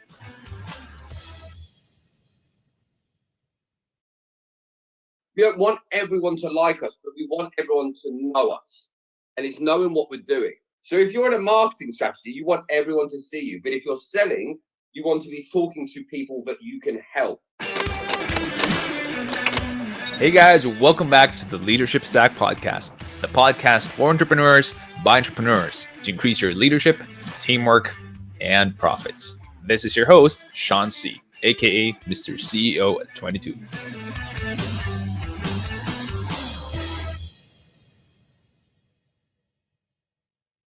if you keep fighting, if you keep getting in the ring, if you keep getting punched, there's two things that's going to happen. You're going to end up covered in bruises, or you're going to learn to move better. So you were able to experience what I would call as the peak or top of your game.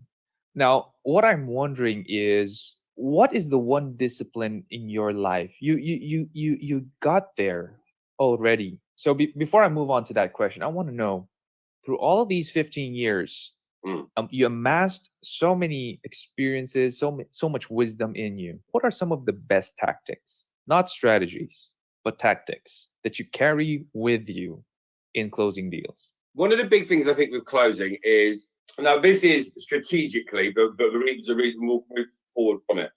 Knowing what you want out of something is one of the key things that people screw up. Too many people are, here's my water bottle, buy my water bottle, this is the best water bottle, blah, blah, blah, I'm the best, I'm the best. And the reason behind this is, a lot of, especially if you're an entrepreneur, and entrepreneurs listening to this will relate, you spend a year building your product, your service, creating it, molding it, making this beautiful little thing. And as soon as you release it, you will expect the world to go, wow, thanks, that's amazing, I'll have 10. My kids will use those. My husband wants that. This should be in our office. We should have it on billboards, right? And it doesn't happen. The people go out to the market with the arrogance of, I put in effort, you should give me results. And it doesn't happen that way.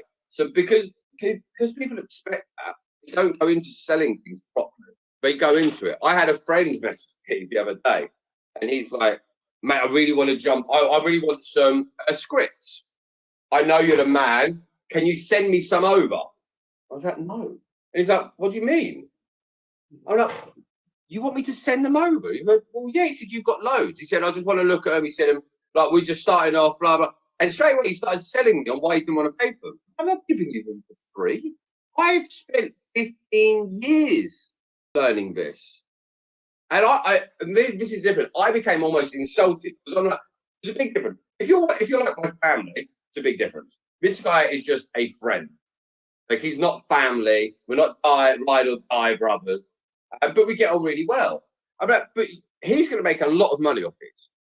Like, he's doing well anyway. He's took on a team. His team's going to make money. So then suddenly I'm like, no. If you want my stuff, one, pay for it, because I've put in the work. I'm not here to carry you. And secondly, if you don't pay for it, you will not implement it. If you don't, like, if I just give you something now, you're like, that's cool, but you won't use it. And this is why I think with a lot of stuff with education and the courses and mentoring, you should pay for that stuff. Because if you're at a stage when you go to sell something, or go to buy something, sorry, and you're sat on the fence about the money, that's because you don't know if you're going to use it. What it might be, you don't know if it's going to work. But it's also self-doubt. People don't buy it all the time because they won't use it, or they won't use it properly, or they won't use it consistently. And that's why I say to people, I'm like, if you need to give me like £500, because if I was going to go and write that out, I would charge him more, because you've got to think what these 4 guys would do with it, and what happens when he brings on another 5 guys. But he'll be able to use them for 10 years, so he's getting value for that. But if he hands over that money, when it arrives day one, he'll use it more. So when we're going into sales, we have to have this expectation. We can't go into things half-baked. And a lot of people do this. They go in to do the ta-da, like a magician. So first off, it goes into mindset. You've got to go in there with, this is a sales process. Even if you're meeting your mate for a coffee, you're either meeting him for a coffee or you're meeting there to be a sales professional. And if you're a sales professional, you need to have the doctor's mentality with this. Yes, you should smile. Yes, you should be happy. But you need to be a doctor with stuff. Don't go walk into your doctor's and he's got his music on. He's like, yes, what's happening, bruv? Nice to see you. Da, da, da. You don't care if it was your mate. If you're going to see your doctor, you're going for a reason. You want the professional. And your doctor will ask probing questions. Your doctor isn't there to make you happy. He's there to help. And with a lot of salespeople out there, we have to start with that. So now we're at the stage. You know, our mindset's right. We've gone with knowing what we want out of it. Everyone's clear. Pre-qualification is everything. Absolutely everything. And the reason I say about the friendship thing before, I won't jump on a strategy call with someone unless I know what the call's about. And a lot of people don't like that. oh, well, let's just jump on a call and let's have a chat. No, I value my time and I value yours. So I actually want to know, what are we talking about? Say if you're going to jump on a quick 20-minute call. I want to jump on a call and be like, right, bang, not hi, how's it going? How's the family? How's the kids? Like we said earlier, I want to be productive. Let's chat about that in the DM. And then you say to me, so imagine you're doing now with SEO and you message me and you're like, let's jump on a call. I'll ask a series of questions to pre-qualify. 1, to make sure I can help. 2, to make sure I want to work with you. And 3, to make sure that you're confident and going to turn up for the phone call. So having this pre-qualification, a friendly, informative chat, it doesn't have to be serious. You want to have direct questions. So I want to know, well, what are you working at the moment? So imagine if you message me, hey, Dave, can we jump on a strategy call about, I will need to close more deals. Cool. What are you doing at the moment? How are you selling them? What's the main struggles you've got? What are big goals you want to achieve in the next year that you haven't? What are you currently turning over? A question I was like, imagine I click my fingers now, I'm in the room with you right now, and you've got me for a day for free. What would you set me to work on to help you get more deals? Would it be objections? Would it be that? Why would that matter, right? Suddenly, if you won't answer those questions, you're after just some free tips. And I don't blame you. Fair play for the hustle. Fair play for the hustle, but you're trying to go around. Some people do that. Contact coaches trying to get a little bit of this, like phoning a chef up, trying to get recipe of each one, and now you've got a cookbook. With that, it stops a lot of that. So then you're at the stage where I know that you're committed. I know you're open to it. This is before the strategy call. Now, this isn't saying you have to start with me. This isn't saying you have to commit to using my services, but there's a clear distinction between that and let's jump on a quick call. I can have a chat about my business. Because then when we're on a call, I know where you're at now, where you want to be. I know things that you've tried, things that haven't worked so far. Now, just because you've done something before doesn't mean it doesn't work. Just means that you didn't do it right. So that gives me a clear idea. That means we can be effective on that call. But it also means, as a salesperson side, if I jump on a call with you and you're like, okay, I want to be able to take on 2 salespeople. I want them to do X amount of deals a month, blah, blah, blah, blah. And I say to you at the end of it, okay, if I can do all of that and you like me and you decide that I'm a guy for you and you like the platform, what would hold us back getting started? Nothing. Okay, cool. Look at my calendar. Can I take someone on? Yes. Okay. So I've got time in my schedule. I've got the skills. Let's jump on the call. Let's go for it. And at the end of that call, it's clear that if I help you, we really should be starting business. You know that on that call. I know that. Rather than it being you getting a call and you being, oh, I just thought I was getting a few free tips. That screws my day up because as much as I want to help, and I do, I've got a goal to help 1,000 people this year. I also want to help 1,000 people properly through effective training. Not just, otherwise I could stand out in my local city centre shouting out tips. How to ask questions. Like some people would get help from that, right? But that's not effective. So we have to have a structure for what we do. So having your pre-qualification, I think that was about 8 questions I've given you then. Change those questions up.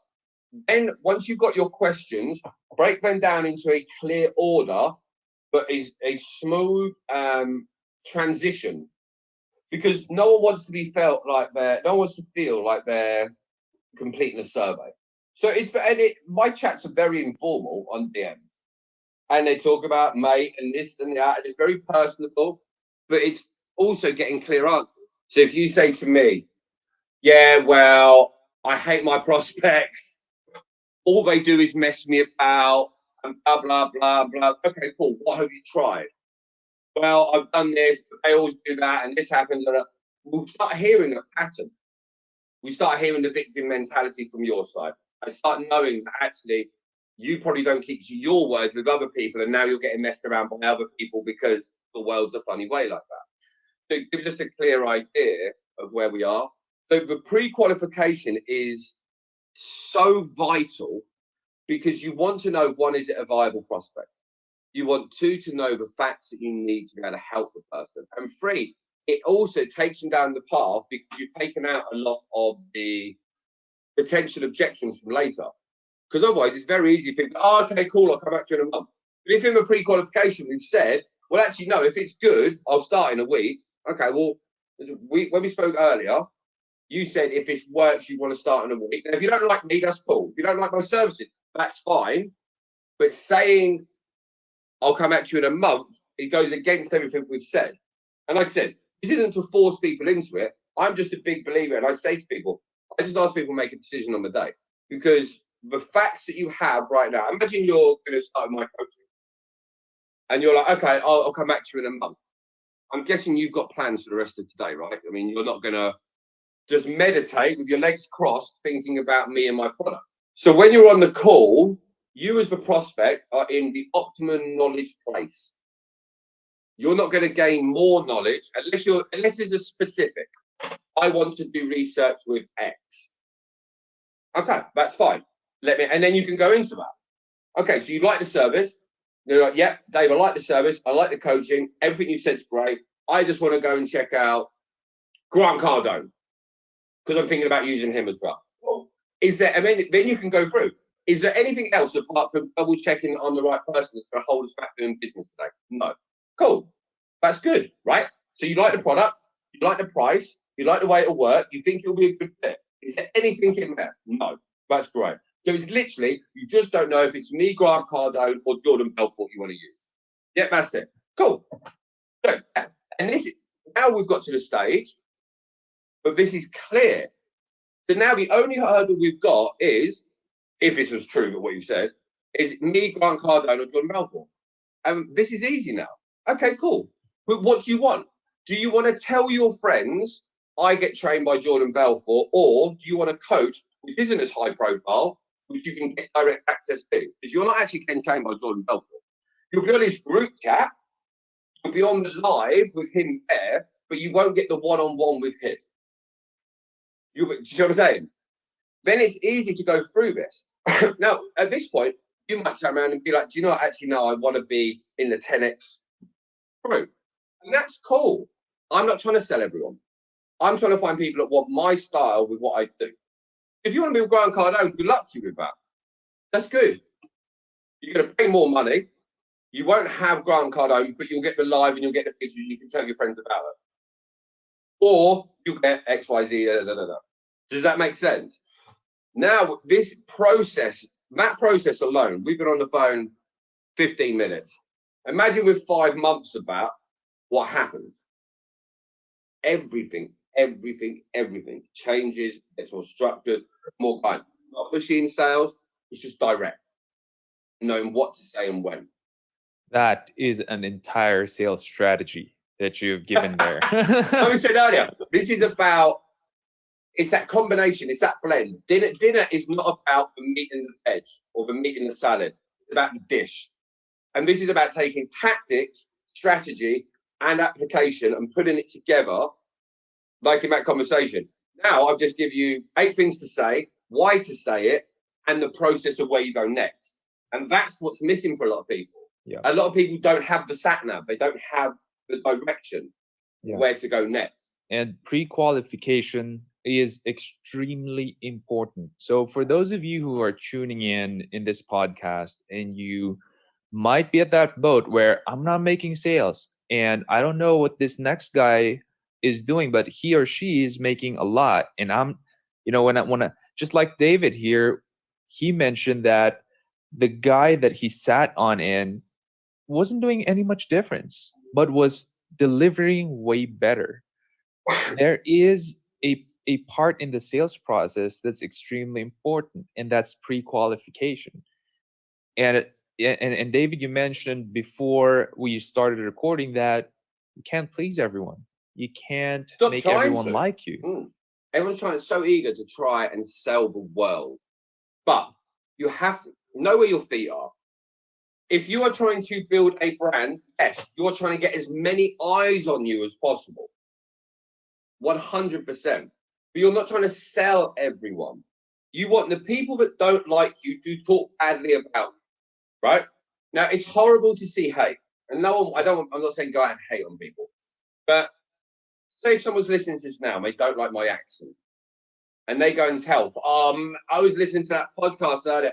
I love that podcast, but there's this English guy in there, and his voice is so annoying. We're talking about sales and I have to do this, and right?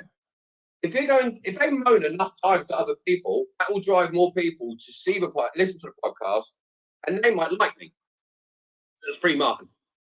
So we don't want everyone to like us, but we want everyone to know us, and it's knowing what we're doing. So if you're in a marketing strategy, you want everyone to see you, but if you're selling, you want to be talking to people that you can help, that want your product or need your product but don't even know it yet. This episode is partnered up with Armory.ph. Armory is an online watch store and is the exclusive distributor of the brands TW Steel, Dion Milano, Fonderia, Luminox, and Mondane in the Philippines. Yes, folks, those are Italian watch brands. If you are looking to buy your next go-to luxurious everyday watch, go to Armory.ph and enter the coupon code LS30. Armory.ph delivers straight to your doorstep with a security tape to make sure that your package is safe from theft, arrives on time, and is guaranteed working 100%. Go to Armory.ph and buy your first luxury watch today. You know the saying, it's not what you know, it's who you know.